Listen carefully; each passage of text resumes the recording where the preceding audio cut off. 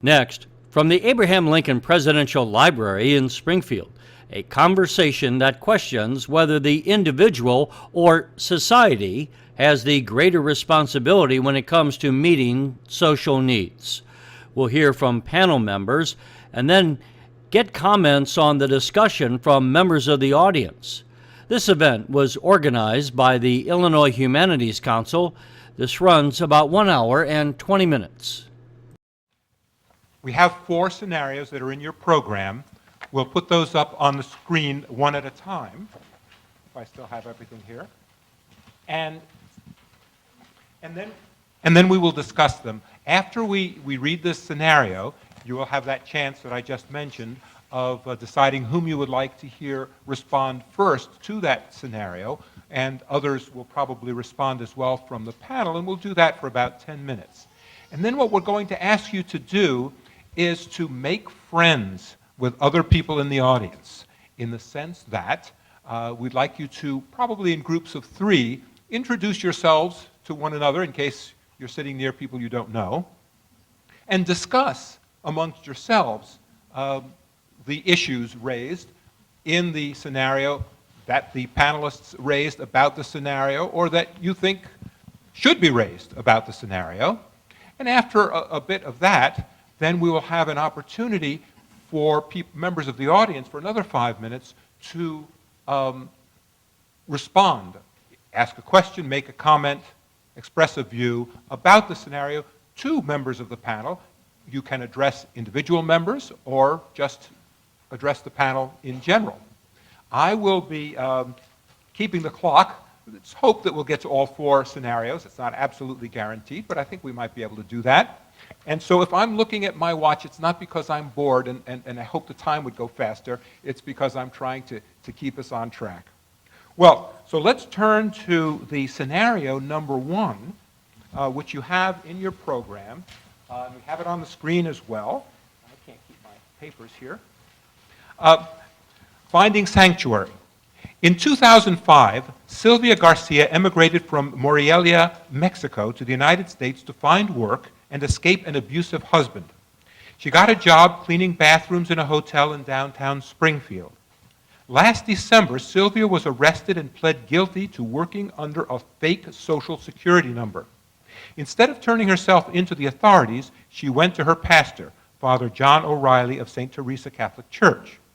Father O'Reilly offered Sylvia sanctuary in his church so that she would not be deported again. Father O'Reilly believes it is his moral duty to protect immigrant families from unjust laws. Now he is demanding amnesty for Sylvia.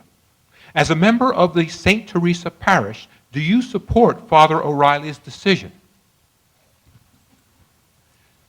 You don't know very much about us, but make a decision about whom you would like to hear first, please. We are 1, 2, 3, and 4. That is, sorry, Jerry, Kendra, yes, Jerry, Kendra, Joelle, and Christina are 1, 2, 3, and 4. Okay, well, people would like to hear Jerry address this first, so please. Thank you very much.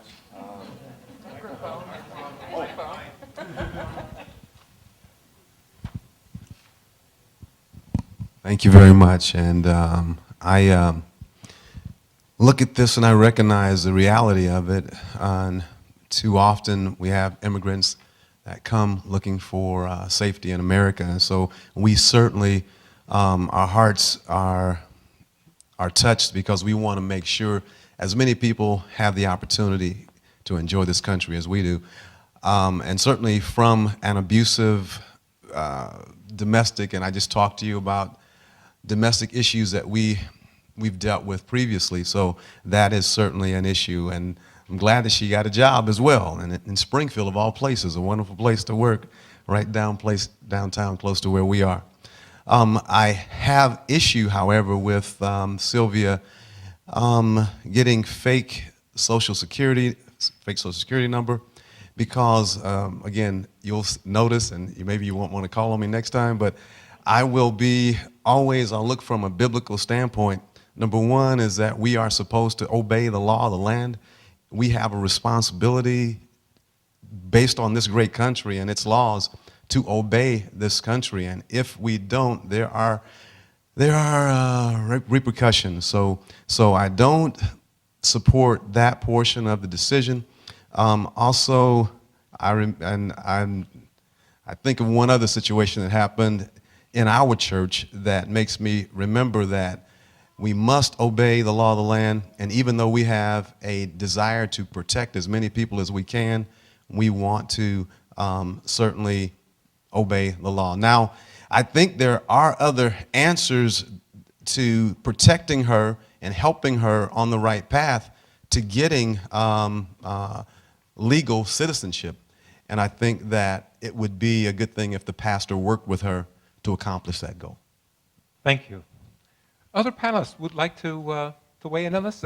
Christina, I see that a lot of people were interested in hearing your comment. Sure thing. Well, I mentioned that I've gone through this system. I've seen what it's like, and as much sympathy as I have for Sylvia, I do know that there are 4.5 million people who are in the system trying to come here legally, and they've put in applications, often had to scrimp and save to put in the fee that you need to pay the U.S. government to become a citizen, and there seems to be an instance here where there could be a jumping of the line. Now, it mentions here that she is trying to avoid deportation again. So that indicates that she's already been deported once. So I think she came into the system knowing what to expect. With all of that being said, I think America is a land of opportunity, and if someone wants to come here and work hard and add to our country and make it better and stronger, I would be very interested in learning what changes we could make to give someone like Sylvia a legal path for entry, with the understanding that she's coming to the country to contribute and add, and not coming to take, but add to what this country has to offer. May I ask you, and the panelists first, and then when you're talking amongst yourselves and then reflecting back to us, to think in this case about whether we have enough immigrants in the United States yearly, legally and illegally. Some people think that we have illegal immigrants because we don't allow enough people in legally. That's an opinion.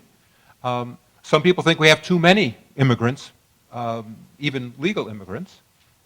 One of the questions to ask is why we have borders that restrict immigration in the first place, and given that those reasons, whether we let in legally not enough people and therefore are sort of responsible for illegals coming because we don't let enough people in legally. That's what some people think.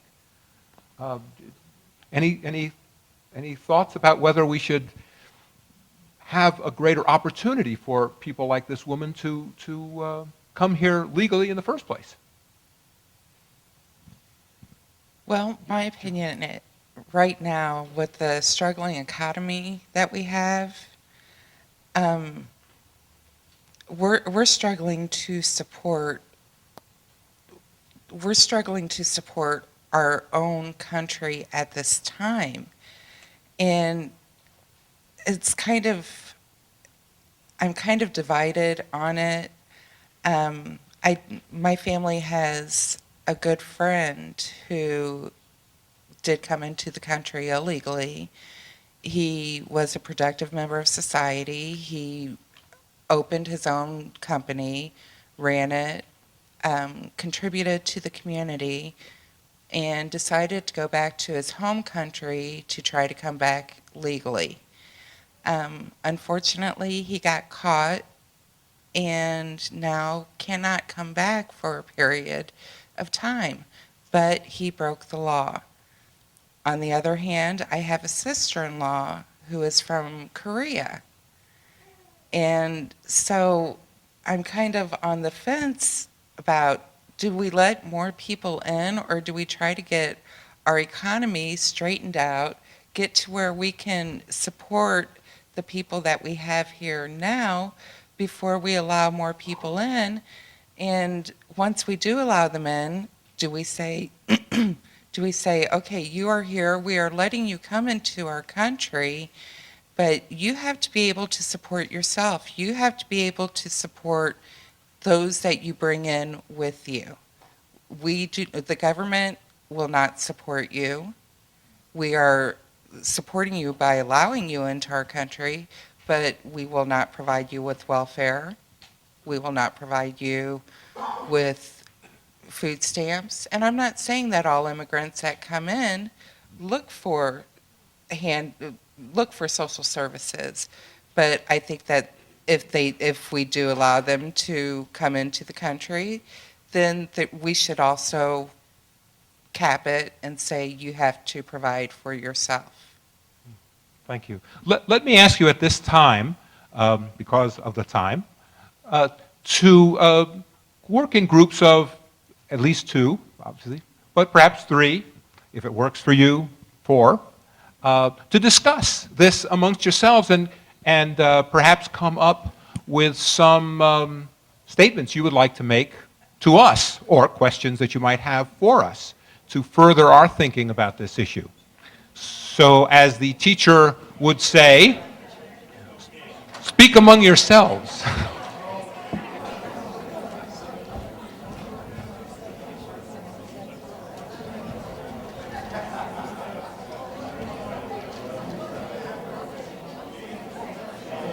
Interrupt your thoughts, but to interrupt your conversations so that more of that conversation can be shared with all of us. Let me ask, now we have somebody with mics so that everyone will be able to hear what you have to say. And so I'm looking for someone to share a thought. There we have.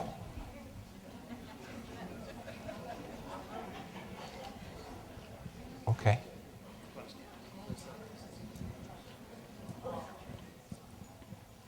All right. All right. So am I to talk to you? Sorry. So the group of us, the 4 of us, made a, thank you. He said I don't have to talk to you.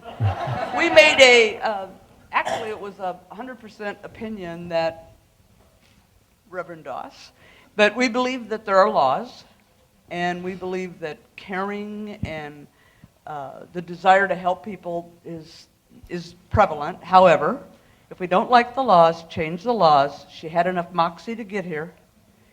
And this, if it's written correctly, this happened to her once before. She was deported. So hopefully she's got enough going for her when she gets back to Mexico. She can take care of the dude that did her bad. But so we do believe that it is the law, and that should prevail.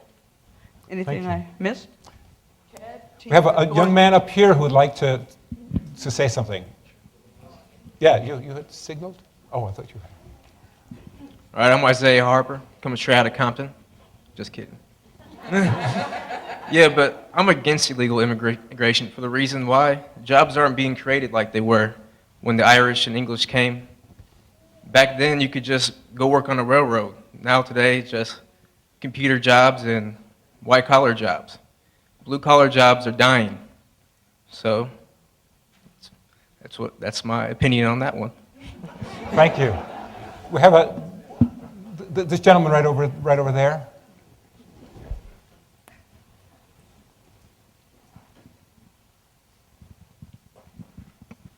One of the things that I think that we kind of put the cart before the horse, in that I'm not sure that any of us have any consensus about the underlying facts about illegal immigration. We assume that it's draining jobs from a struggling economy. I don't know if that's true.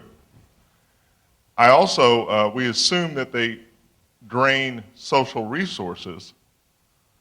Again, I don't know if that's true. I mean, I've heard other people say that immigration is a net gain, and it seems to me we're ready to make our policies without understanding the underlying facts. Yeah, well, many people in the business community, for example, have argued for a long time, not in favor of illegal immigration, but in favor of an increased quotas for legal immigration, because they think that there are jobs in the United States that need to be done that people born in the United States are not willing to do. Other people dispute that, however, and think that American workers would do those jobs if the salary were higher. And therefore, they see the people in the business community wanting more legal immigrants as people who want cheaper labor. And many Americans who have jobs have a difficult time making ends meet because their salaries are so low. And so they see more legal immigration as a wage reduction. But that's a controversial view. Some people, especially in agriculture, by the way, it's one of our cases, would say that we absolutely need migrant workers who come from other countries. And of course, they'd prefer it if they were legal, but will engage illegal people when necessary. We have a comment right up here. Do you still have the microphone?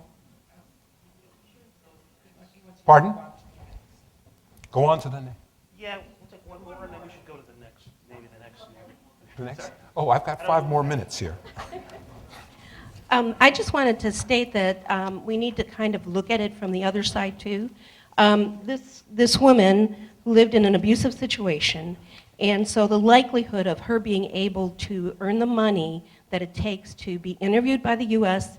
Embassy, to have a decision made on whether she could actually enter the country, and then there is additional money that needs to be paid in order to buy the visa, is very unlikely for somebody in this particular situation.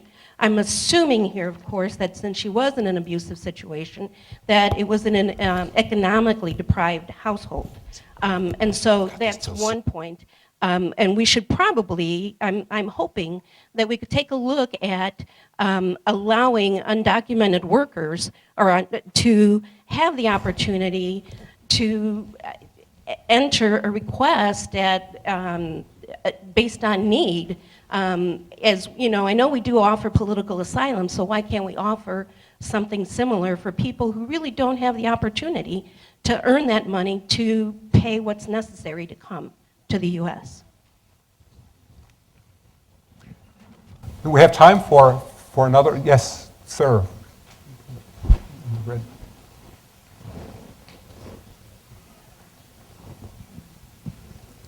I think we have a case of just good old-fashioned greed by the business people who like to take advantage of people who are in this country illegally. They are able to exploit illegals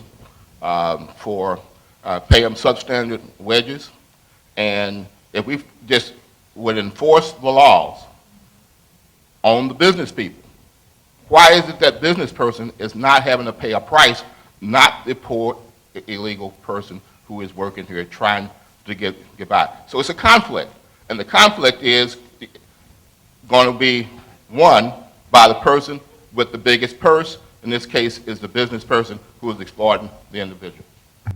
And by the way, there is a system which exists but is not yet perfected enough to be relied upon, called E-Verify, according to which when a prospective employee submits a Social Security number, you can check that against a database to make sure that the name that has been submitted and the date of birth corresponds to that individual. It's probably over 30 years old. It's perfected.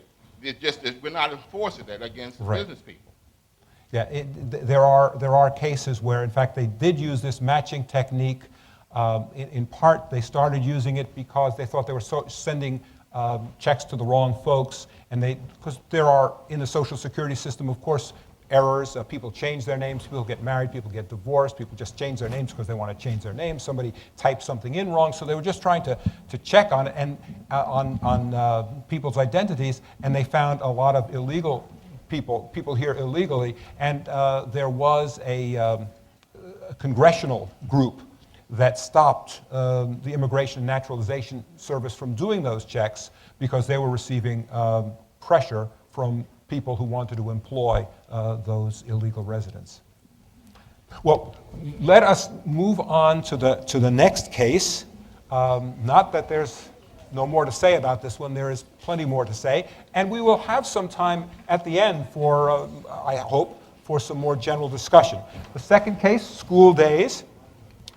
By the way, I should mention that these 4 cases are not merely hypothetical cases drawn from someone's imagination. They are drawn from newspaper articles, or they're worked up from newspaper articles. They're constructed on the basis of actual events in the not too distant past. Jeremy Collins teaches special ed at a public school in Milwaukee. His low-income students often go hungry on days when they don't eat at school and face difficult situations at home, such as neglectful parents. The governor of Wisconsin proposed an end to collective bargaining for civil employees, including teachers, as a way to balance the state's budget. Many of Jeremy's colleagues organized a sick out to protest. Jeremy was torn between supporting his coworkers and being there for his students. He decided to call in sick to protest, and the school was shut down. Did Jeremy do the right thing? Whom would you like to hear first on this issue?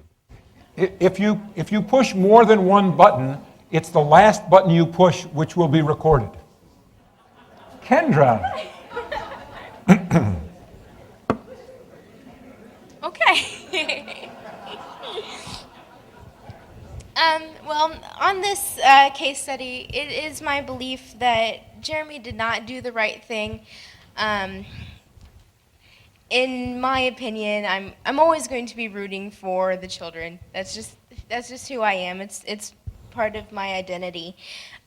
So even though I understand how important collective bargaining is for teachers and for other workers, when I have to put that up against the safety of children that are, looking up to me and needing me to be there for them, I'm always going to pick the children. So in this case, all the other teachers definitely have the right to go and protest with the sick out if that's what they want to do. But in my opinion, and if I was in Jeremy's case, that is not what I would have done. I know it's a risk, but the risk for me would be greater if the children were to suffer. Thank you. Another member who might want to respond. Well, Christina, we had quite a number of people wanted to hear from you. Sure, I would agree there. First of all, Jeremy's not sick, and he called in sick, and that's a lie. So that's probably not the right thing to do.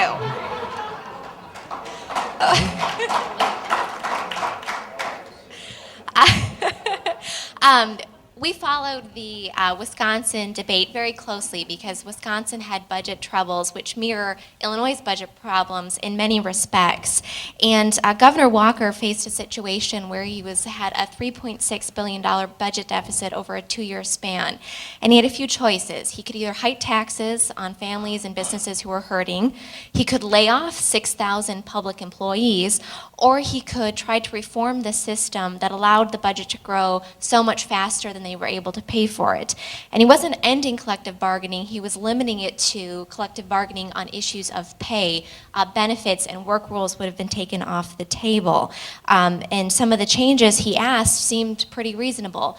One, that public employees pay 12% of their health care premiums instead of the lower amounts that they were already paying, that they put 6% of their salaries towards their pensions, defined benefit pensions that most folks in the private sector simply do not have access to, that folks have an option to vote for a union every year, and that the state's payroll system not be used to collect the dues given to public employee unions. I think about folks who receive benefits from the state, like the child in this instance who received food via a school lunch program. We're dealing with a real situation here in Illinois as well, where the growing pension costs every year that the state has to make are squeezing out some of the other programs that folks rely on. And if we don't get a handle on those costs, we're going to see the kids who rely on these programs have less for their programs, or we're going to ask their parents to pay a tax increase. The tax increase that passed this January is basically equal to 1 week's pay, and I think that the kid's mom could have spent that at the grocery store. So both from a truthfulness perspective and a policy perspective, I think he didn't do the right thing. Jerry, would you like to say something? Or? If you insist. I look at the scenario and recognize that I'd like to start off by emphasizing the value of teachers because they are tremendously valuable in our society today. So it's not an issue of wanting to pay you what you're worth because you are valuable. But the issue is, you know, the larger issue, we want to make sure that the children are taught and well taught. And of course, that can't happen without teachers. So we want to look at both sides. And one of the things I would say, yeah, it's hard to say, I don't know Jeremy's overall, what all he had, all the dynamics behind the scene. But I would say if Jerry were to do it, I probably would stick with the kids. I probably would show up, and especially if I wasn't sick. And on the other hand, what's important in this scenario, they said that the school shut down. And I'm not sure if it was just for that day or if it was long term, but of course that's another information, that's another side of the story, because I've been on both sides of collective bargaining. I've been on the side where I was on the union, and then I've been on the side where I was an actual business owner. We've done over $30 million worth of development, and sometimes economics play a major part in whether or not you can, you know, afford to pay what the people are asking. So I would say in this case, I would have stayed and cared for the children there. I think that this case raises so many issues. It goes in so many different directions. One of the directions is how much of a burden on the taxpayers is reasonable, because obviously the state possibly could raise more money by raising taxes. We have in Illinois a constitutional provision that disallows progressive income tax. When I lived in Wisconsin, which I did for 9 years, they had a progressive income tax. I don't know if they still do, so that they're taking more from people who are wealthier. And so it raises that issue. It also raises the issue of our competitiveness in education, how much we decide to devote to education. I think the teachers in Wisconsin, in part, were saying the society's priorities are skewed. We should, generally speaking, have more money available for education. In some other countries, they do use a greater percentage of their gross domestic product to support education, and those are some of the countries that have some of the better outcomes on these international standardized tests. So there's some of the things to think about. I was wondering, Joel, do you want to jump in on this one? In the discussion that we were having as a panel earlier, one of the things that I had stated is the unions, at the time that unions were developed, had a place, had a role, had a function, but I feel that a lot of unions have usurped that function. A lot of, especially since we're discussing teachers now, teachers unions have overstepped a boundary, and a lot of teachers are protected when they shouldn't be. The unions are demanding payment for substandard service. We're looking to teachers. And I'm not saying all teachers, I'm saying some teachers. I mean, I have two children in the public school system. I have a teenager whose friends have told me about instances of verbal abuse by teachers. And, you know, we have society scratching their heads going, what's wrong with kids these days? Why are they stupid? And yeah, as parents, we have a role in that too, but as teachers, there needs to be a responsibility there too. We need to hold the teachers up to a higher standard and make sure that these people that are in charge of our children for a majority of the day are setting the proper standard and are leading the children down a path of success. Excuse me. I perhaps had cut off Joelle before she got to say the last thing she wanted to say, so let me ask her to say that now, and then we'll open it up for other statements, questions, comments. I just wanted to close by saying that, I believe that we should be paid by the job that we do. If a teacher is doing an excellent job, pay them for that job that they are doing. Why should they be paid based on a contract and not on a performance? Okay. Yes. We have one comment right here. Okay, yeah. Okay.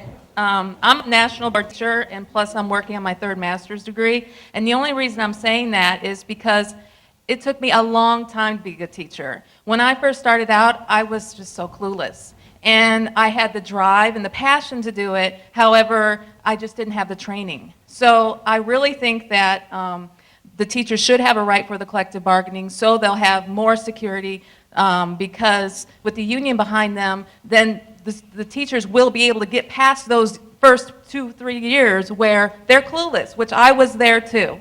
It's very hard starting off as a new teacher. And if you take the union away, then the first and second year teachers, what's going to happen to them? And right behind her, yes. That's quick. I've been teaching for 16 years now, and in doing this job, I've met the majority of my colleagues are very, very good, very, very hard-working teachers. However, like any other job, you're going to find people that are not good at what they do. And they should be let go. They should be fired. Tenure is not keeping them there. Sometimes it may be the principal doesn't have fortitude to get rid of them, because there is a procedure in place where you get rid of teachers that are not good. And if parents feel like there are teachers that aren't good, they should complain, and complain loudly. But I say to you, the majority of the teachers are very good, and we need to have the benefits. If collective bargaining is taken away and all the other benefits that a teacher is taken away, I'm telling you, you will not get quality teachers. You will have students coming out. They may have the heart to teach this next generation, but their pocketbook says, I need to take a corporate job because I have no money. And I could go on, but I won't. Thank you. Yeah, right, this guy in the blue right there, yeah. There's a broad issue here, and there's a lot of pieces that we could focus on, from teacher quality and teacher tenure, and I think we could probably spend an evening just on those two issues alone. But speaking specifically about the Wisconsin issue, which is really the essence where this came from, I just have one real comment. First of all, Christina, you had detailed some of those issues that they were facing economically in Wisconsin, and those are real issues with dollars and cents attached to them. My question always was dealing with that issue, and I know that we're not here to break that down, but once the unions had agreed to concessions on salary, I never really understood the logic to needing I'm going to use the term bust the union, but to break up the union, to take away that collective bargaining. To me, it was an interesting comment on the power at play between the governor and these unions, that ultimately that was the governor admitting that he was unable to negotiate with the unions because they would always be much more powerful than him or the state, and that the only thing they could do was to take away that collective bargaining right versus bargaining in good faith and bringing them in as partners. So I never understood how this idea that you had to take away collective bargaining made any sense versus just renegotiating contracts and getting everyone on the same page. So it just never made much sense to me. Yeah. There's a gentleman with glasses on his head, if I may describe him that way. And then there's a gentleman right behind him to his left who would be after him. Thank you. I think one of the things that has happened on this particular question, and a little bit on the one before that, is that we all decided many of us decided to answer the question in terms of how we felt about an issue rather than how we felt about the question that was asked at the end of the story. The question that was asked at the end of the story was, did the teacher do the right thing by joining a sick-out in protest? The question was not, did the governor do the right thing in proposing that kind of legislation? If you consider the question that was asked and the scenario that was presented, as it was so eloquently stated up there, that particular teacher, and probably a number of the others who joined in this protest, lied. They said they were sick, and they were not. And they left the building, and they left the students that they are paid a good salary to serve and protect. There are other ways to protest other than lying and quitting your job. Now, I'm saying this as a person who has taught at every grade level, first grade through graduate school, been a professional educator for years, been in administration, been a teacher, but my thinking on that particular question doesn't change. What the question was, did Jeremy do the right thing by leaving the school? The answer to that should be simply, no, he did not. Thank you. Just to your left, right, yes, that gentleman right there, yes. Yeah, I was a little biased on this subject here because I did come through the Wisconsin school system, and I think it's a very great system because it had specialized high schools. You can get to general studies, and as far as you can go into specialty subjects like Pulaski was transportation. One of the schools were computer technology, so it was a good system.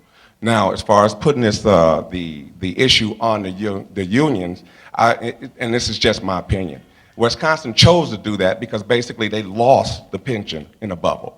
They had an investment with, and I'm not going to name the brokerage, but you guys know as well as I do that the people who made investments in their municipal bonds actually invested against them on Wall Street, which raised Wisconsin credit level up. And Wisconsin lost a lot of money. They were selling municipal, let's be direct here, they were selling municipal bonds through Goldman Sachs. And Goldman Sachs recommended against them. So therefore, their credit rating got poor. It went up higher and they lost a lot of money in that area right there.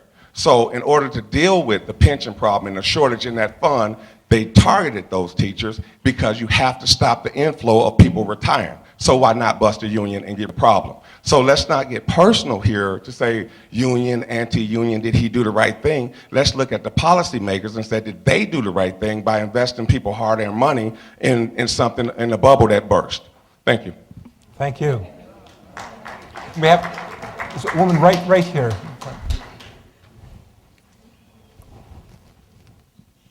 Thank you. As for Jeremy's behavior, I think that he could call in and not say that he's sick. Just call in and say, I'm not coming to work today. Then he wouldn't be lying. Then he could call some of his students that he thinks are most needy and make arrangements outside to help them. I think teachers do this all the time. As for the larger issue that we were talking about in terms of collective bargaining, when I first started teaching at Western Illinois University and we had no union then, teachers all the time were told by administrators that they gave too many Ds. This happened to a colleague of mine. He had a whole lot of members of the football team in his class, and they didn't like to write papers. And he gave them Ds at midterm and was told in no uncertain terms by administration he was to change those grades. He didn't do it, he got fired. That's what tenure does. Tenure protects you, and it protects you as a teacher so that you can have academic freedom. Otherwise, the administration could say to you, you can't talk about that in class. You know, that's not our view of how economics should be taught or political science should be taught. And then what happens to our free marketplace of ideas in this country if that kind of control is given? Every power needs a countervailing power. And if you don't have, without unions or something like unions, all the power goes to those who already have it and who often don't have to be accountable for their use of that power. It's pretty clear that in Wisconsin that there is union busting going on, but without unions, we will not have a middle class anymore. Jeremy's students won't have a chance to excel in their lives because they won't have any way of standing up against power. And you know, it's clear that of the 10 leading organizations that give to political campaigns, 7 give money are big corporations. The only 3 are unions. You get rid of the unions, who by and large are supporting Democrats, then what do we have left? So I think that this whole motion by the Republican governor of Wisconsin was deliberately an attempt to get rid of the union so that he can get his policies in place without anybody to have to deal with. Thank you. Yeah. You may be aware that the middle class has thinned out in the United States since the 1970s. There is a growing gap between rich and poor, fewer people in the middle. The median salary has not kept pace with the upper salary, and some people believe that it's a decline of unionization is a major cause of that, and not everybody believes that, however. But that's an issue out there. Let us turn to our next scenario, the family farm, or family farms. Lou Tipton is a fourth-generation corn farmer in central Illinois. Lou has always depended on the success of the farm, which has been both good and bad times, to provide for his family. The Tiptons have benefited greatly from generous U.S. farm subsidies and helpful trade policies. Julio Elizondo is a fifth-generation corn farmer in Manzanillo, Mexico, who is on the brink of losing his great-great-grandfather's farm. He believes that he cannot compete with American corn prices in Mexico and that U.S. farmers have an unfair advantage. Is the global trade market working fairly for both Lou and Julio? Whom would you like to hear from first? Well, Christina, Sounds good. please. All right, I'm going to start my answer with a bit of information about my family. I am the proud granddaughter of a corn farmer, and my father, who is my grandfather's son-in-law, loved to tell the joke at Thanksgiving that the fastest way to make a farmer go out of business was to nail his mailbox shut. There was a lot of debate in our family over the proper role of government subsidies when it came to food production. I worked in Washington, D.C. when the last farm bill was debated and spent a lot of time looking at farm policy. And I have to say that crop subsidies, I believe, are one of the most destructive policies out there. We spend about $25 billion and sending about 90% of that to the most well-to-do, richest farm and agribusiness out there.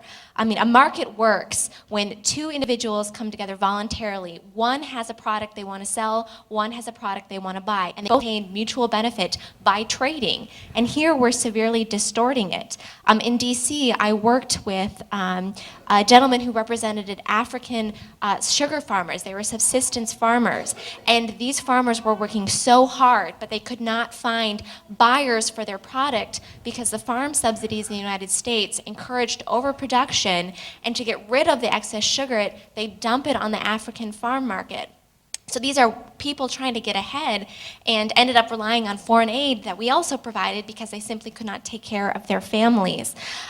We spend about 90% of the farm subsidies on 5 crops. It's wheat, corn, cotton, soybeans, and rice. You think of all the other food we eat, lettuce, produce, pork, and so forth, and the markets work just fine without government subsidies. So I would be interested in taking those away so folks could compete freely, and consumers would pay what it's worth, and the farmers would earn what their product is worth. Thank you. Could you tell us what you think about this? My parents weren't farmers. Well, they didn't own the farm. My parents were actually sharecroppers in the South. We're on plantations, and I recognize that in this situation, let me first answer the question. It says, is the global trade market working fairly for both Lou and Julio? I would say no, because I'm like you, I do agree that subsidies can certainly be abused. When we moved up here from the South, we moved into public housing, and I remember commodities, commodity meat and commodity butter and all that stuff you get. But it was never supposed to be an end all. It was never supposed to be something that you would get from now on. So we moved from where we were, the John Hay homes, and got a job and no longer depended upon the system. I believe that the same thing must take place with the farmers or whoever. It's okay to start if there is need, but that need should not be a permanent need. Quickly, let me end. Oh, yes. My second closing. when we talk about, am I my brother's keeper, I believe that it's important that we give our brothers a hand up and not just a hand out. I believe that sometimes we enable individuals when we constantly provide give-me's. And I'm not a give-me type person. Life is not easy, and you need to learn how to work. This is America. And just some other context on this international trade. You know, there's the World Trade Organization, which is working internationally to reduce trade barriers among nations. And they actually came to rather a halt in reducing barriers when finally some nations in the third world said, well, now we have let your product in, and we don't subsidize because, of course, we can't afford it, but you're not letting our products in on a fair basis because of your subsidies. And it's not just the United States. The Europeans are even worse than we are in terms of subsidizing agriculture. But there are countries that don't subsidize agriculture. Christina mentioned to me earlier that New Zealand, a place I love, I've worked there, does not subsidize agriculture, and they are very much an agricultural country. Canada does not subsidize its agriculture and raises some of the very same crops that we do. Wheat, for example, is big in Canada. But let me play devil's advocate here for a second. One of the things that a country needs to have, a government needs to concern itself with, is security.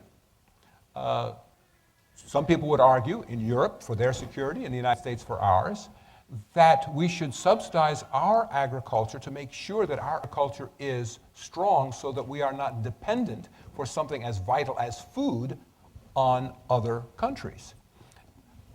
Globalization requires free trade. That is, creates interdependence. Interdependence is nice, but dependence doesn't sound so good. Yet they are really the same thing. Do we want to be dependent on others for our food? So that some people might think that, that we should be subsidizing at least some crops. This is not to justify every crop program, but that perhaps some aid to agriculture is justified by the need to maintain a level of food production so that we can be independent, the way we are not, for example, independent in oil production. Well, it is time for me to ask you to speak to one another about this. So please do.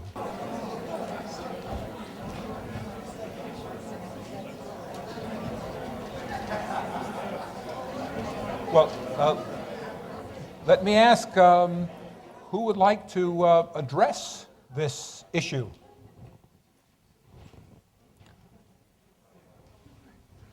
Yes.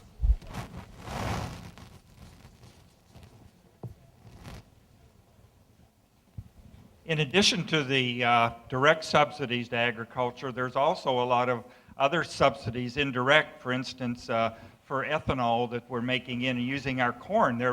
They don't pay any taxes, so therefore it's almost, there's no way that they could use any corn to get it at the price it was unless they were heavily subsidized by and basically when you're buying, you're driving the road, they're not getting any taxes from that. So that means they have to put higher taxes on your regular gasoline as to pay for the ethanol. And another subsidy that they get is that they don't import, they won't allow sugar to be imported. So therefore, they're using a lot of corn for making corn sugar, and that's another thing that's benefiting the farmers. That's just an opinion. Yeah, the price of commodity, especially a price of corn, has increased significantly since the legal mandates for the use of ethanol, although the subsidy, which has been, I think, about amounts to, I can't remember what it was, per gallon, still on, though it's debated in Congress now whether that will be continued. But they have, so farmers are benefiting in two ways. The ethanol that you put in the gallon of gasoline is mandated and subsidized, and the use of corn for that purpose raises the price of corn that's sold in the market. Yes, sir.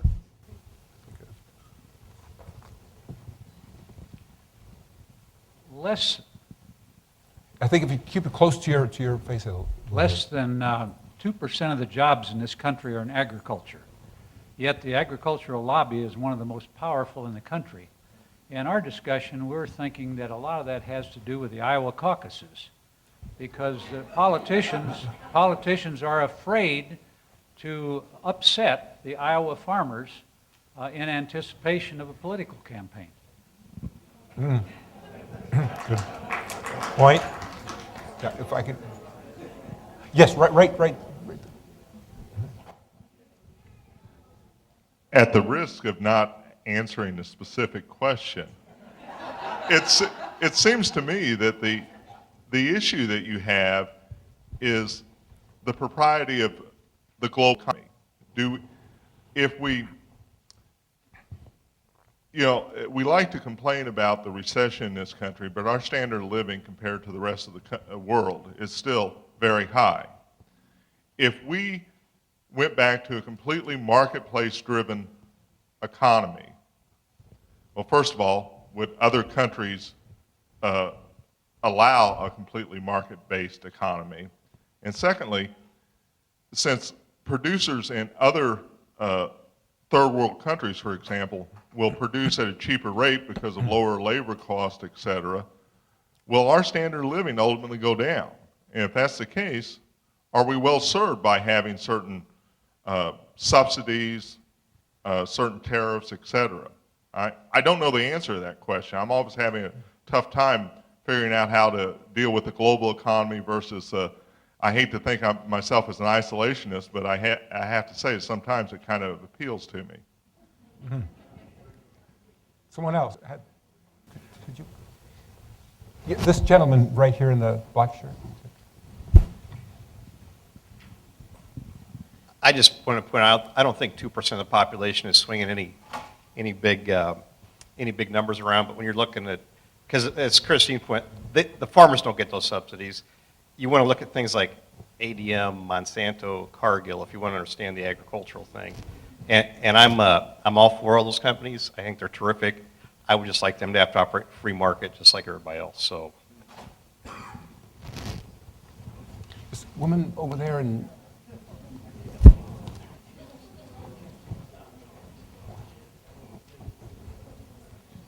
I'll admit I don't know a lot of, still novice at understanding all this, but from a taxpayer standpoint, it's almost like everyone thinks there's two different funds and they don't match. So if I give $50 million to subsidize this corn producer, yet on the other hand, because the African person can't make a living, I'm sending $50 million over there to help them, I'm paying twice for essentially the same problem, but they're in different funds, it seems like, and so nobody's looking at the big checkbook.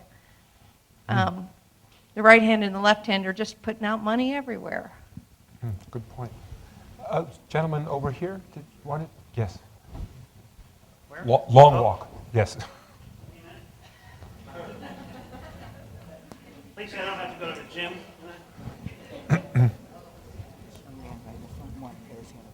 Oh, just right here. Well, nobody's mentioned what fair is in this case, and like some of these problems are kind of prickly in that regard. But the effect of subsidies on the scenario is that in the United States we produce a lot of food, a lot of grain especially, and we do it very efficiently, and probably as efficient or more so than the rest of the world, which is why the rest of the world buys American grain by the shipload, because you can place an order for American grain and a shipload of it can pull into any harbor in the world. I don't think it serves any of these third world countries to not be able to buy our grain. If they want to clean up their own agriculture or improve their own agriculture a lot, they're certainly free to do that. It's hard to say. Fair doesn't always work out well for everybody, unfortunately. And in this case, fair fair and necessary for all of us doesn't tend to favor the inefficient. And I think we had a comment, somebody, yes, you had wanted to say something. One more comment here. We just have a quick. Fourth generation family farmer. U.S. citizens pay less percentage of their income for food than anyone else in the world. And so we have to look at the consumer side and what changes would happen in the marketplace, whether you're for or against subsidies and what's fair or unfair. Somebody's got to pay for it. And do keep in mind that farmers, because they own so much land in a stereotypic way, pay more property taxes than any other group. Thank you. Thank you. And I would add also that a consideration we haven't raised here is the environmental. One of the things we want to have is a system that enables us to grow food for ourselves indefinitely in the future. Much of American agriculture, it is argued by environmentalists, is not sustainable because our water resources are being depleted faster than they are being replenished, as well as soil erosion. People have worked very well on soil erosion, but it can still be a problem. But we need to, and whether there's a role in government helping with those issues. But we need to move on to our fourth and last case study, the Missionary Society. After months of slow business, Robert and Barbara Miller were forced to lay off several employees at their small hardware store. Eventually, they had no choice but to close the doors for good. The couple once enjoyed a comfortable middle-class life, but now they have been unemployed for 14 months. They had contributed a lot to charities over the years, including the Springfield Missionary Society. When they fell on hard times, they turned to the Missionary Society for help with rent, utilities, and food, but remained uncomfortable accepting handouts. The Missionary Society is overburdened in today's poor economy.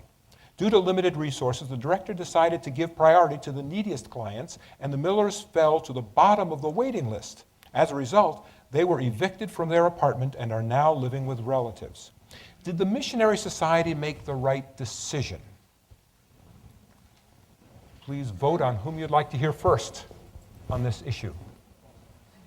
Well, Jerry, I think you're up. Wow, thank you all so much. I appreciate you. Can I start off by saying, and I appreciate one gentleman talking about answer the question. I would say that the Missionary Society made the right decision. The reason I say that is because if they cared for the most needy individuals, that to me is the thing to do, and they establish policy, and policy is not always, it doesn't always suit you, as one gentleman said it, may not suit you, but policy still has to be in place. There may have been someone, having to make a decision whether or not they were even going to eat, versus having, or being evicted. Of course, evicted, you don't want that either, but, of course, we want to feed people first. But one of the things that I may say, too, is that it would be nice if there was a plan and a system in place to help people to move from, this is always in the back of my mind, how do you help them move from being most needy to where they are self-sufficient, independence?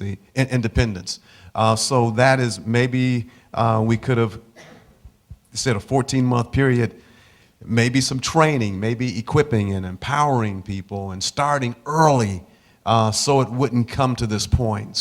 But I want to make a statement. Yes, the Missionary Society did the right thing. One reason they did the right thing, and this is from a pastor standpoint, you do not want to, as leaders, look at who gives what in order to determine who you're going to care for.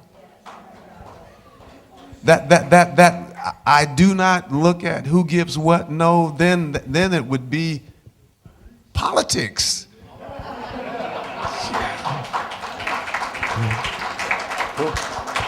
So I believe the Missionary Society did the right thing. Thank you. Joelle, would you? I have to agree with you 100%. When you give to charity, You give because you believe in what that charity is doing. You give freely. You give willingly. You cannot dictate how that charity handles that money, who they assist. With, for example, with Mercy, if we had 2 families come to us and 1 apartment available, say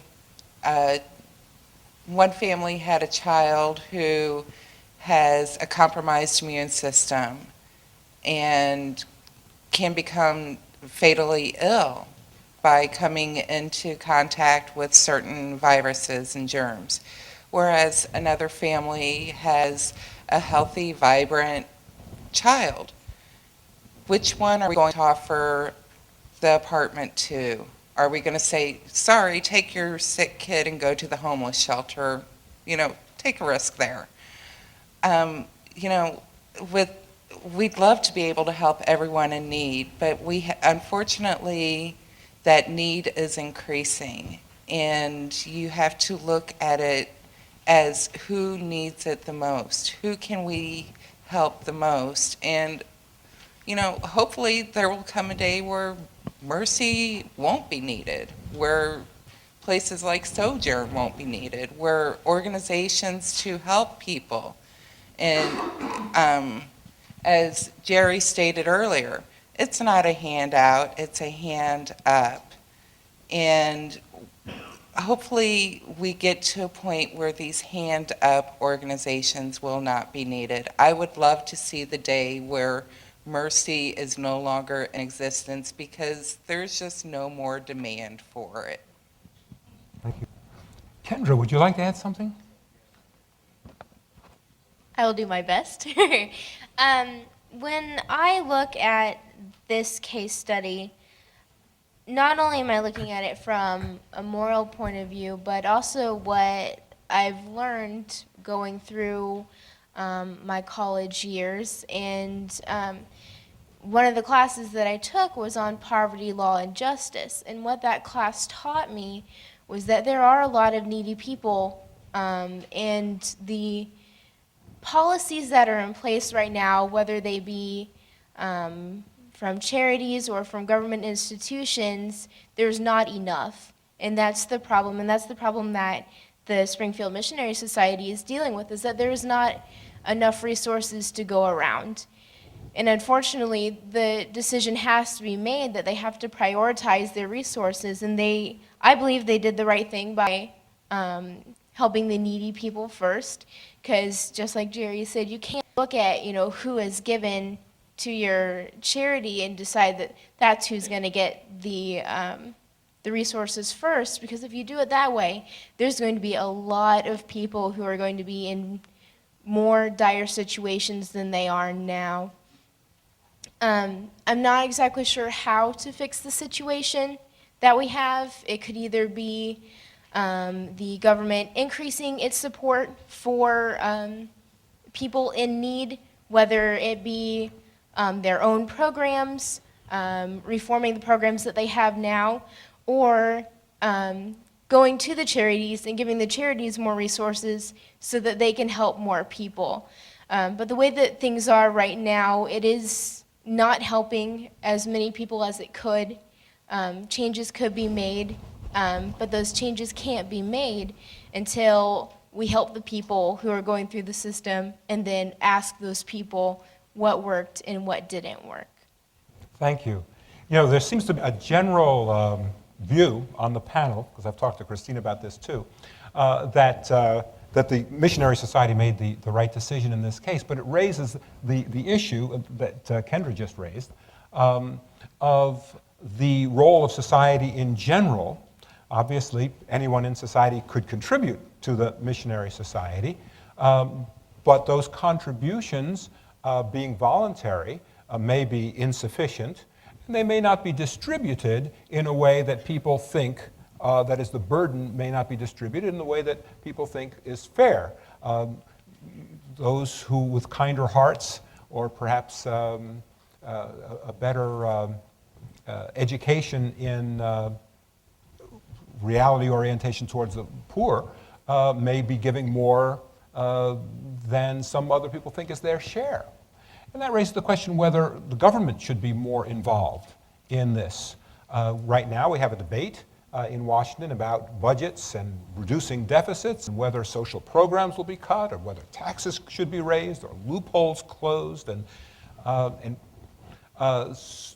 that has a great deal of bearing on not just this issue, could have something to do with teacher salaries too, but it certainly has to do with care for the poor. So as you move into discussing among yourselves, I'd ask you to include in your discussion consideration of a possible role, a greater role for government, so that the missionary society, either through government subsidy to them or a subsidy without going through a private charity, could take care of both families.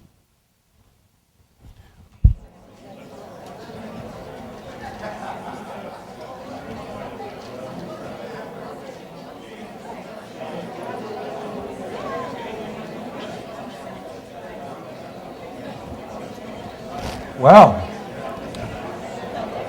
your conversations, and please think about whether you would like to share your thoughts with the rest of us on this issue.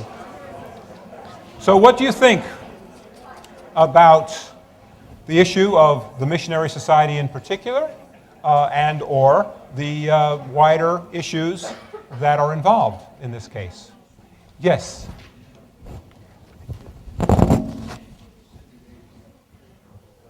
Feel like Gordon Gekko. There is no nobility in being a leech. They had 14 months to go find a job. 14 months, that's that's a year and 2 months. I mean, they should at least been smart about it and saved up some money from their business to start their own business. My father, who was a trucker, got laid off. What did he do? He started his own business. When one door closes, another one opens. Thank you.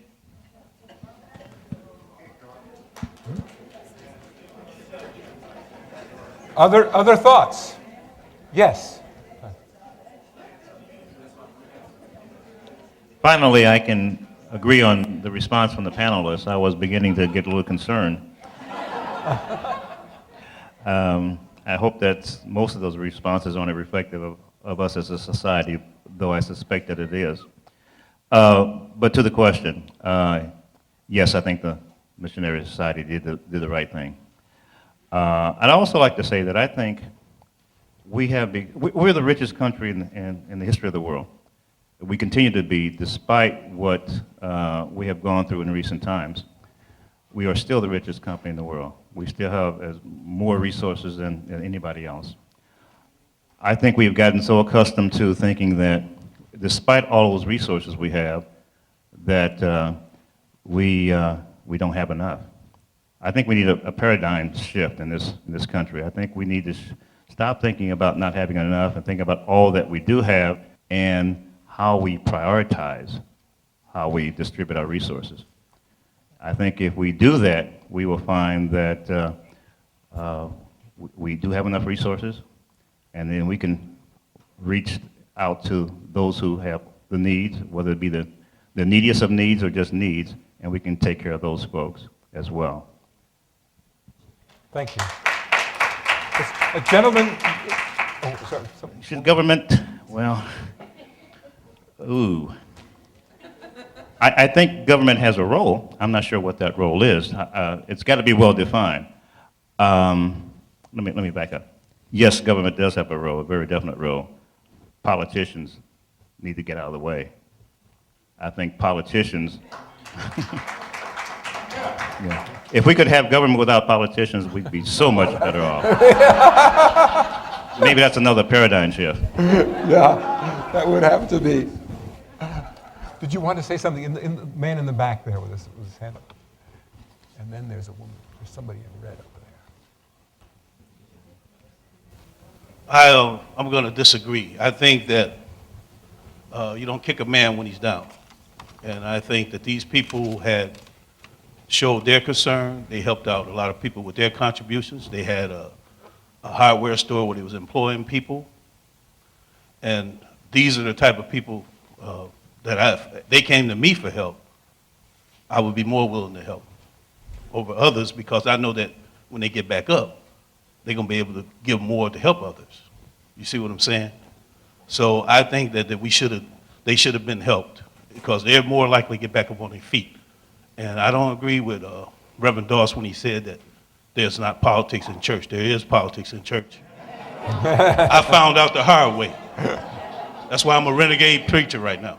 They call me a renegade preacher because of politics. I don't think I said there wasn't politics in church. Oh, you said you can't bring. Quote me right. You said that you can't bring politics into this. I didn't say that either. Okay. Yes. Well, forgive me, brother, if I'm wrong. Yeah. There's someone in red in the back row there.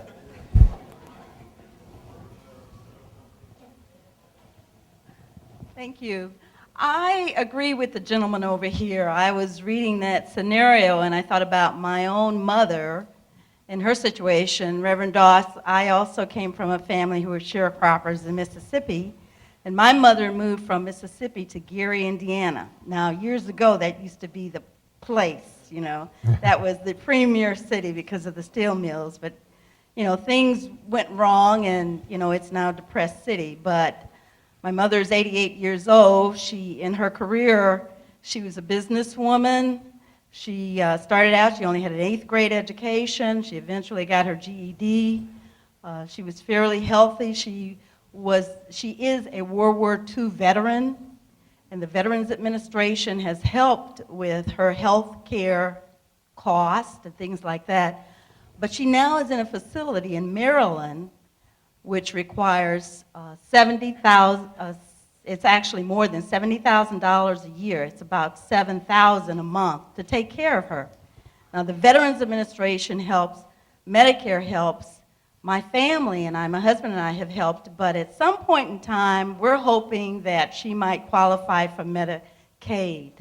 And I'm thinking, with all the things that she's done in her life, educated her children, independent, paid her taxes, that the government can certainly come in and help her out. So I think it's a question of appreciating someone who made a significant contribution to her community and to her country. Yeah, so perhaps when it comes to public support for the needy, as opposed to the support from this private charity, the record of contribution perhaps should be considered. What you're saying, yeah. Now there was someone right near her who wanted to say something as well. Thanks a lot. Ladies and gentlemen, in reference to an international and global situation and basics, what I truly believe is this: our planet is becoming more overpopulated. We have more people of demand and less resources.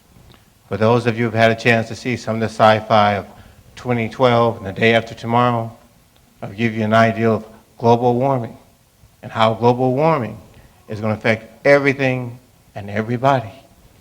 That's all I want to say. And there is an environmental dimension to many of these issues. Yes.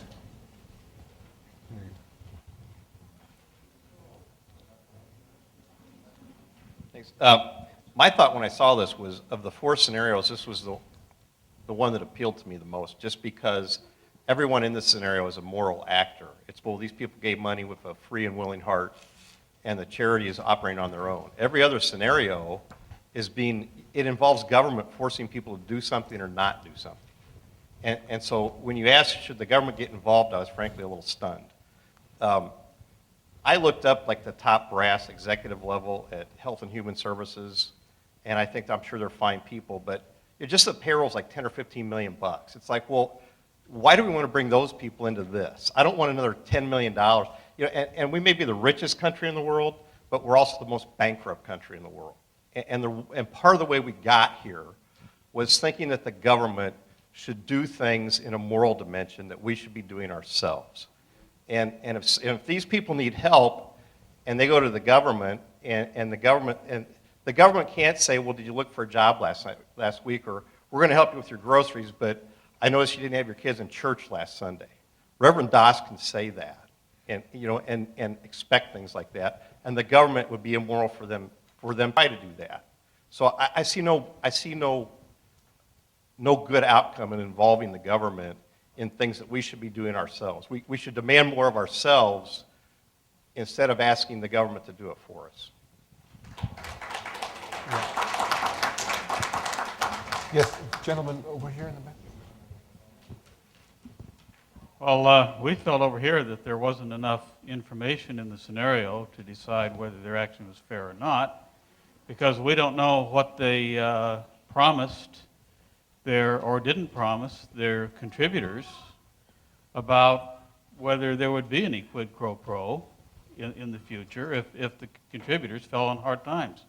And we also don't have any idea of what the mission here decided was more needed or how they made that decision. So it's kind of left us, we can't make the call as to the question in the scenario. As far as the government getting involved in all this, government money always comes with strings attached, and they'll tell you how to dole it out rather than accept your expertise. And government doesn't do a very good job of differentiating between those who would if they could but truly can't versus those who perfectly well could if they would but simply won't. And there's another problem in that when government takes over the job of charity and doesn't do it particularly well, then private charity tends to decline, and in a democracy, when private charity declines, people vote for charity, for the public charity to decline as well. It would be wonderful if government could do a good job and we all were willing to pay more money in taxes to have the government do it because it does it so well. But the problem is it's just the reverse. The private charities traditionally have always done a better job of doling out whatever money they have, and people give more to them when the government is not involved. And that's the dilemma that, yeah, there's not enough, but turn it all over to government. It doesn't get better, it gets worse. So thank you very much. So we have a dilemma, and it's appropriate that we end this session on a dilemma. Not enough money without the government and not enough money with the government. But let me thank you all for coming this evening. We thank you very much.